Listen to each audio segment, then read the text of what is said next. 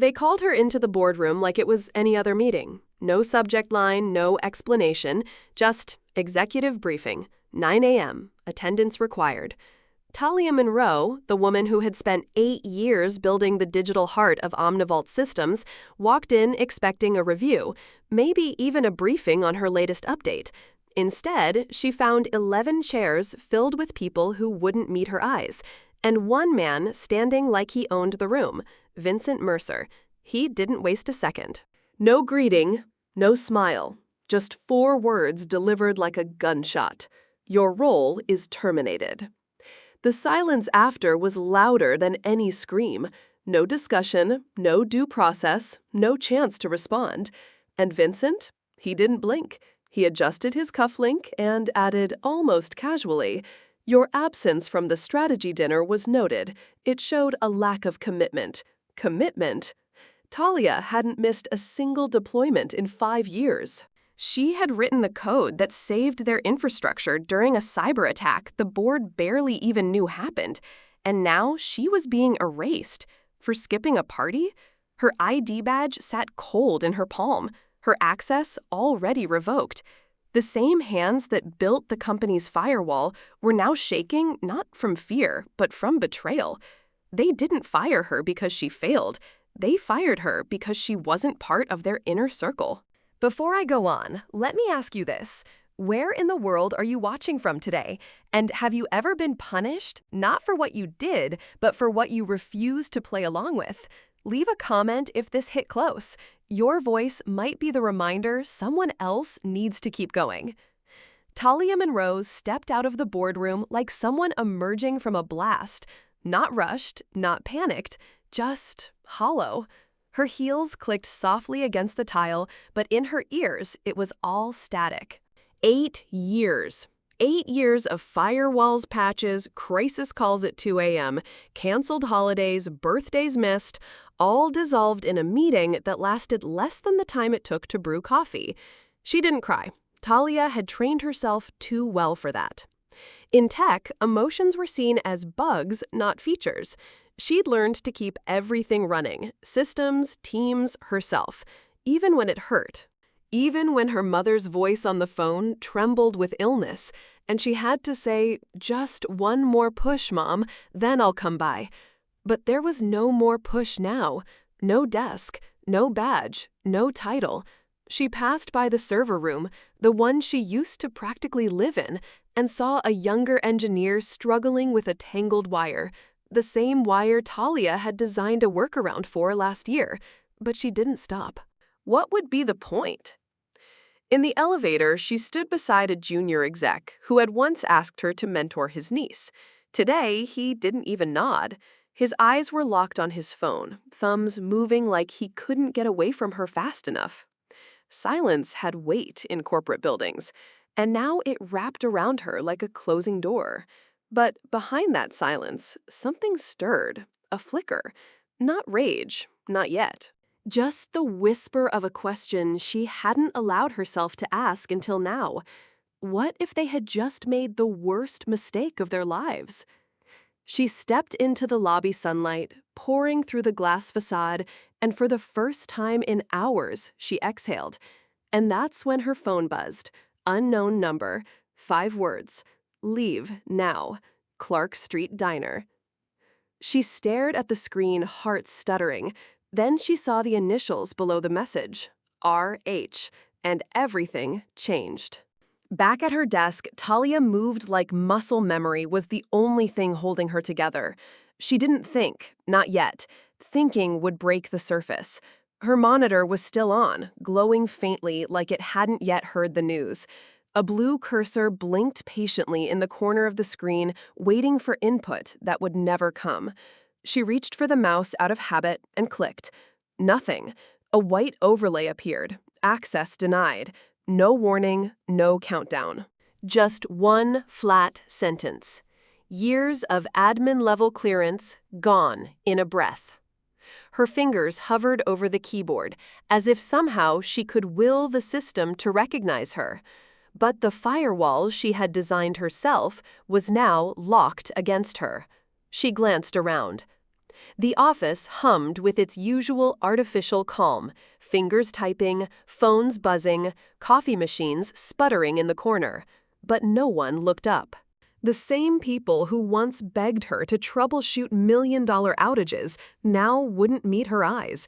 She reached for the envelope on her desk, thick, cream-colored, stamped with the Omnivolt seal. Inside, 2 pages of termination boilerplate. No acknowledgement, no record of the billion-dollar system she built. Just a line in bold, "Return your badge by 5 p.m." Her hands didn't shake, but something deep inside her did. Every line of code she'd written, sometimes in hospitals, sometimes in airport lounges, everything had been reduced to a stack of legal jargon and a line break. Talia stared at her own name printed in black ink, and for a second it didn't feel like hers anymore. She slid the envelope into her bag, slowly, deliberately. The click of the clasp sounded louder than it should have. She stood up. Somewhere behind her, someone whispered, "She didn't go to the dinner." A soft laugh followed.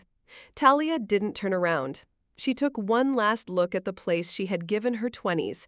The walls, the screen, the chairs she had practically lived in, and walked toward the elevator. And that's when her phone lit up again. A second message, same unknown number. This time, just 2 words, "Come alone." Talia stood alone on the sidewalk, just outside the glass tower that had once felt like her second home. Now it loomed behind her like a monument to something lost. She didn't know where to go. Not yet. Her car was parked blocks away, her mind miles from everything. The envelope weighed heavy in her bag, a quiet execution order she hadn't asked for. She pulled out her phone, more out of habit than purpose. A dozen missed calls from her mother's care nurse, 3 unread texts from an old friend asking if she was okay. But it was the last notification that made her fingers still. Unknown number. Message 1, "Leave now. Clark Street Diner." Message 2, "Come alone." Message 3, just 2 letters, RH. Talia's breath caught. There was only one person she knew with those initials, Richard Hale, former CFO of Omnivolt Systems, vanished 1 year ago. No announcement, no farewell email, no LinkedIn post. He just disappeared. Rumors said he'd been forced out. Others claimed he walked away with a golden parachute. But Talia had always suspected there was more. And now he was texting her? She stared at the message, thumb hovering over reply. No instructions, no explanation, just a location, Clark Street Diner, a quiet spot downtown far from the suits and headlines. And one simple condition, come alone. Was it safe? She didn't know. Was it smart? Also unclear. But something in her gut, something older than fear, told her she had to go. Because whatever Richard Hale wanted to say, it wasn't small, it wasn't random. And it definitely wasn't just about her getting fired. Talia took one last look at the tower, then turned her back on it. And as she stepped into the flow of the city, one thought stayed with her. He knew this was coming. The Clark Street Diner hadn't changed. Same cracked vinyl booths, same chipped mugs, same hum of quiet conversations under flickering lights. Talia pushed open the glass door, the bell above chiming softly, like it was announcing more than her arrival. He was already there. Richard Hale sat in the corner booth, back straight, hands folded, eyes scanning the window like he'd been watching for her for hours. He hadn't aged much, but something in his expression had hardened, sharper, colder, like the past year had carved away whatever softness used to be there. "Talia," he said, motioning to the seat across from him. No smile, no small talk. She sat down slowly, unsure whether this was a reunion or a reckoning. "I'm guessing you got the news," he said. "I got more than news," she replied, placing the envelope on the table between them. 8 years gone in one sentence. Richard nodded once, then leaned forward. "What if I told you it's not gone?" She frowned. He reached into his coach and pulled out a small black folder, thin, precise. Inside a single document, her name bold at the top, Monroe Logic LLC. "I set this up right before I left," he said. "You remember that IP compliance stack I had you sign 6 months ago? The one buried in legal jargon?" she asked. "Not jargon, protection." His voice was calm. "If you ever left voluntarily, nothing would trigger. But if you were forced out without cause," he tapped the paper gently, "this shell company becomes the legal owner of everything you built under your name." Talia stared at the document. "The algorithms?" she asked, voice barely above a whisper. "The entire infrastructure. All of it," he said, "tied to this.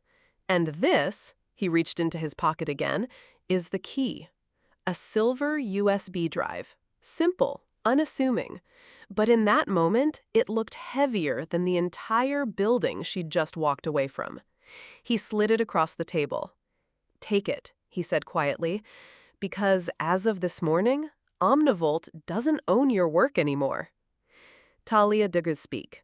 She just picked it up and felt the weight of the war she didn't start, but might now be ready to finish.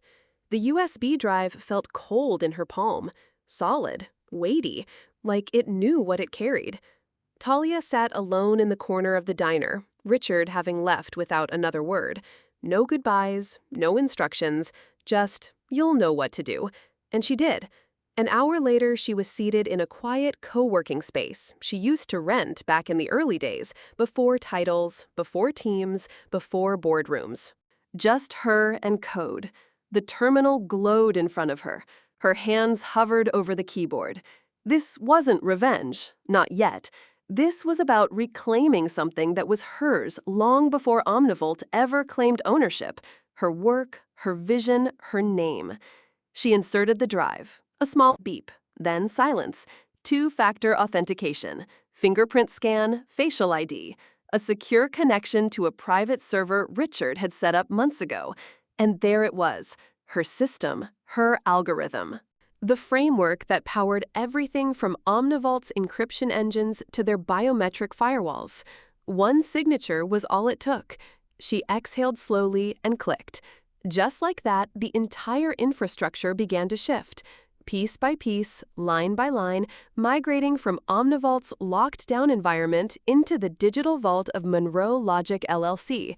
The transfer was quiet, almost anticlimactic. No alarms, no blinking red lights, just a progress bar that moved with purpose. As it completed, her phone buzzed. A wave of emails, Slack messages, system alerts, unexpected license key failure, deployment access revoked. Please contact Monroe Logic Support. She stared at the screen as it flooded with messages from the very people who had watched her walk out in silence hours ago. They didn't know it yet, not fully, but Omnivolt's core system had just been pulled out from under them, quietly, legally, completely. Talia leaned back in her chair. No smile, no gloating, just a slow, steady breath. The game had started, and she wasn't playing by their rules anymore. Inside the 28th floor of Omnivolt's glass tower, the air was too still. At first, no one noticed anything unusual. The dashboard screens glowed with their usual graphs and data streams. The IT department sipped lukewarm coffee buried in routine. Then one screen blinked, then another, and then silence. Not a crash, not a power outage.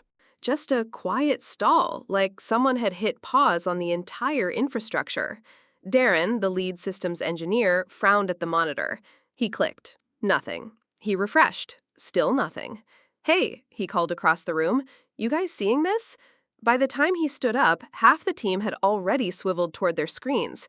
The logs were frozen, the deployment queue stalled mid-process, even internal testing environments gone dark. A message appeared at the bottom of the main server console. License verification failed. Contact Monroe Logic LLC to renew access. For a moment, no one spoke. Then someone laughed nervously. Must be a bug, right? But when the same message popped up in 3 other departments and then across the international servers, the laughter stopped.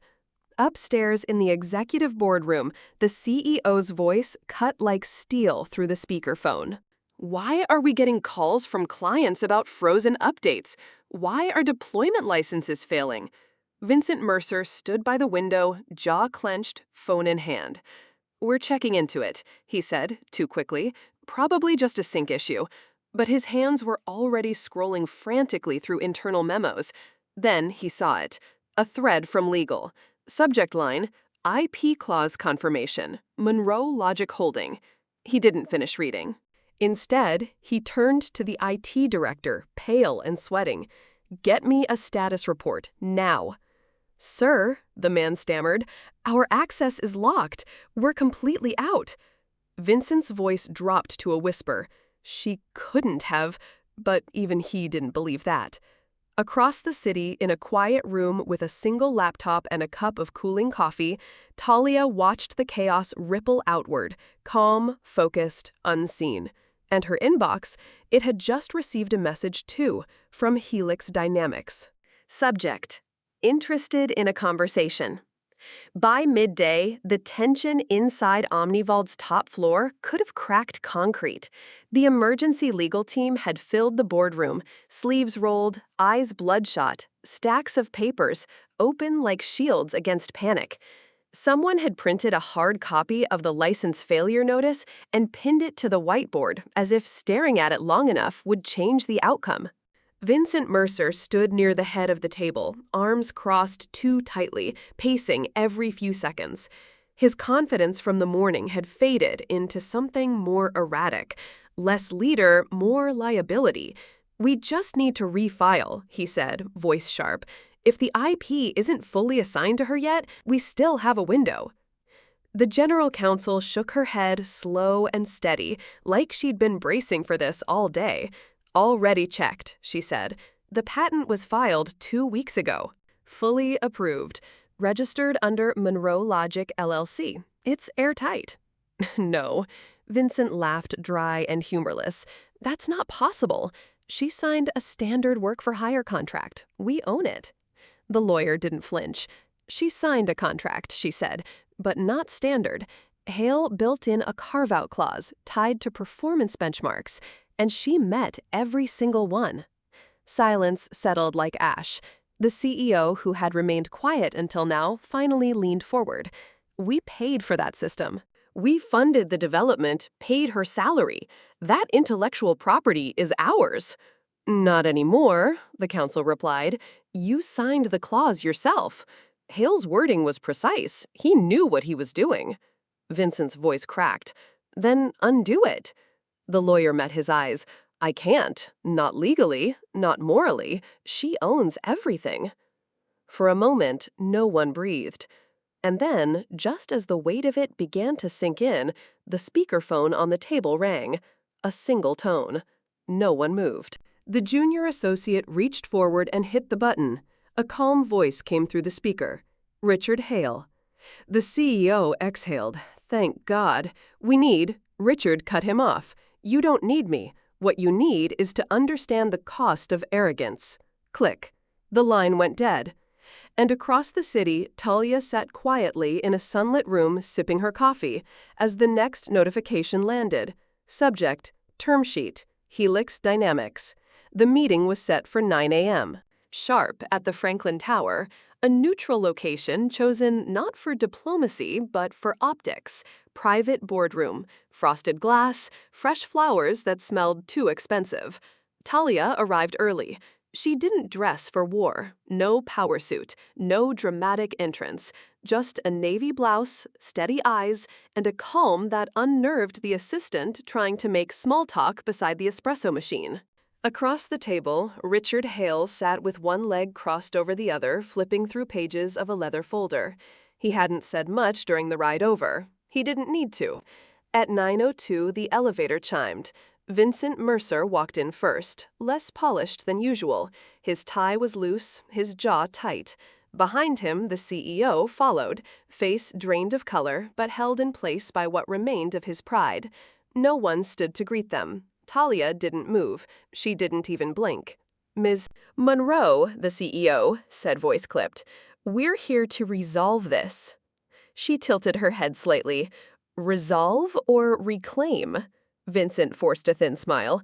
Look, there's no reason this has to get ugly. Let's talk numbers. Terms. Richard closed the folder with a soft thud that cut through the room. Sit down, he said. They obeyed. He placed a single document in the center of the table and tapped it once. 6 months ago, this trust was executed under Delaware law. It holds full ownership of Monroe Logic LLC, and by extension, every piece of code your company depended on. The CEO stared at the header. Irrevocable trust agreement. Black ink, heavy paper, no loopholes. You signed this, Richard added, back when you still trusted me to protect her. But instead of listening, you promoted bloodline over brilliance. Talia finally spoke. You didn't just fire me, she said softly. You freed me. Silence followed. Dense. Icy. The CEO sank deeper into his chair. Vincent opened his mouth, then closed it again. And just as the weight of that sentence began to settle, Talia's phone buzzed gently beside her. She glanced at the screen. New message. Subject, final offer, Helix Dynamics. The Grand Meridian Hotel wasn't just expensive, it was strategic. Helix Dynamics knew exactly where to send the car and exactly what kind of room to book. Private suite, top floor, skyline view, no distractions. Talia stepped into the lobby like she belonged there. And maybe for the first time in a long while she did. No more ID badge clipped to her waist, no OmniVault logo stitched into a laptop bag. Just her name and a system that now belonged entirely to her. The suite doors opened to a long table already prepared with bottled water, digital screens, and a folder waiting at her place. Across the room, Helix CEO Nathan Rhodes stood to greet her. He was younger than she expected, polished. Direct. No rehearsed charm, just focus. Miss Monroe, he said, extending a hand, we've been watching your work for years. What happened this week? He paused.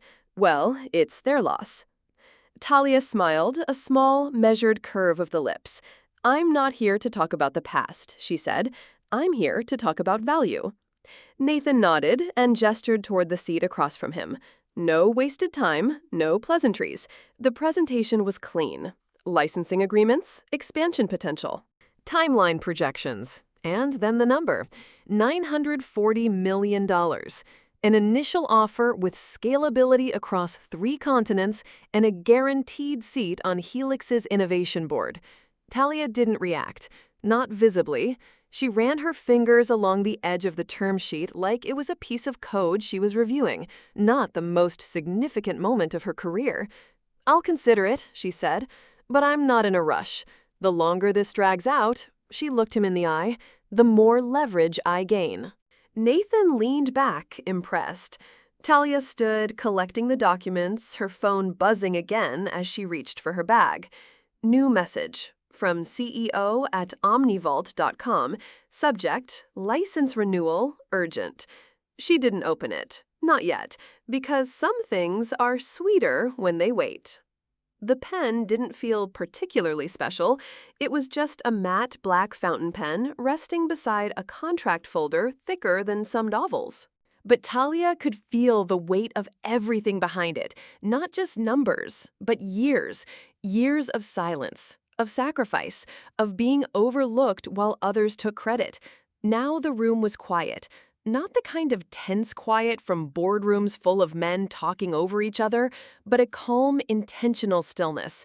Helix Dynamics had cleared the suite of everyone except her, Nathan Rhodes, and one legal advisor to witness the moment.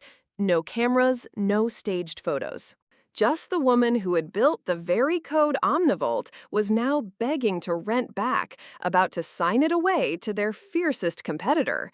Nathan didn't rush her. He simply slid the contract across the table and said, "We're ready when you are." Talia took a deep breath. It wasn't just the money, it was the control, the freedom to decide where her invention went, how it evolved, and who had the right to touch it. And more than anything, it was about never being owned again. She flipped to the last page, scanned the terms one final time, then placed the pen to paper. One stroke, then another. And with the last curve of her signature, everything changed. The deal was sealed. Helix now held the license to the most advanced infrastructure in the market. And Talia, she held the power that Omnivolt thought they had stolen for good. She stood slowly closing the folder with a soft click and reached for her phone. One new message. This time from Vincent himself. "We're willing to renegotiate. Name your terms." She tapped out a reply without hesitation. "You had your chance. Now you can join the waiting list." And as she looked out the window at the skyline that once felt too high to reach, her inbox pinged once more.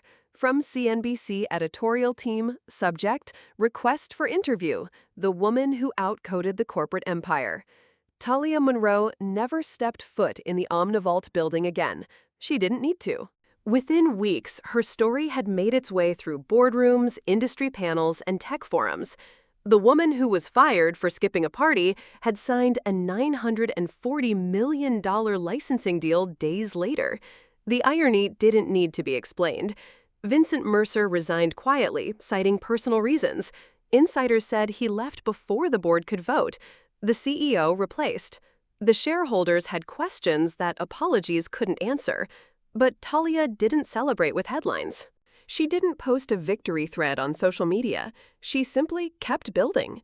Monroe Logic grew fast but carefully. Her team was small, focused, and treated with the respect she once wished for. She still worked late sometimes, still reviewed every line of code. But now the silence around her wasn't isolation, it was peace. Because the truth was, she didn't win with noise. She didn't shout. She didn't fight back in public. She waited, she prepared, and when the moment came, she moved with precision. That was the lesson. Sometimes the most powerful thing you can do is not react right away, not explain, not justify. Just know who you are and act when it matters. Because silence isn't weakness. Silence, when used with purpose, is strategy.